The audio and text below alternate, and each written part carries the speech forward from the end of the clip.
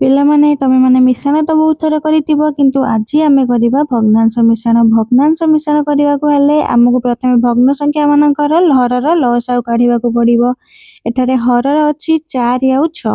4 ଆଉ 6କୁ ଆମେ 2 ଦ୍ୱାରା କାଟିଲେ ସମ୍ପୂର୍ଣ୍ଣ ରୂପେ କଟିଯିବ। ଏଠାରେ ଲସାଗୁ ହବ 2 ଦୁନେ 4, 4 ତିରି 12।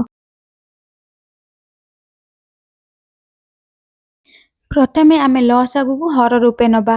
ଏଠାରେ ଲସାଗୁ ବାହାରିଛି ଆମର 12। 12କୁ ଆମେ କ'ଣ କରିବା, ପ୍ରଥମ ଭଗ୍ନ ସଂଖ୍ୟାର ହରରେ ହରିବା ଆଉ ଯେତିକି ହରଣଫଳ ବାହାରିବ ତାକୁ ଲବରେ ଗୁଣିବା। ଯେହେତୁ ଆମେ ଭଗ୍ନାଂଶ ମିଶାଣ କରୁଛନ୍ତି ସେଥିପାଇଁ ମଝିରେ ପ୍ଲସ୍ ଚିହ୍ନ ଦେବା। ପୁଣି ସେମ୍ ପ୍ରୋସେସ୍ରେ ଏପଟେ 3/6କୁ ବି ସେମିତି କରିବା। 12ରେ 6କୁ ହରିବା, ଯେତିକି ହରଣଫଳ ବାହାରିବ ସେଥିରେ 3କୁ ଗୁଣିବା। ଏବେ ତମେମାନେ ବି ମୋ ସହିତ କର। 12ରେ 4କୁ ହରିଲେ କେତେ ବାହାରିଛି? 3 ବାହାରିଛି। ଇଣ୍ଟୁ ଆମେ ଯେଉଁ 2 ରଖିଥିଲେ ଲବକୁ ତାକୁ ଗୁଣିଦେବା। ମଝିରେ ପ୍ଲସ୍ ଚିହ୍ନକୁ ପ୍ଲସ୍ ଚିହ୍ନ ରହିଯିବ। ଏପଟେ 12ରେ 6କୁ ହରିଲେ କେତେ ବାହାରିଲା? 2 ବାହାରିଲା। 2ରେ 3କୁ ଗୁଣିବା। ଏପଟେ 3ରେ 2 ଗୁଣିଲେ ଆମର ଆନ୍ସର ଆସିଯାଉଛି 6। ପ୍ଲସ୍କୁ ପ୍ଲସ୍ ରହିଲା।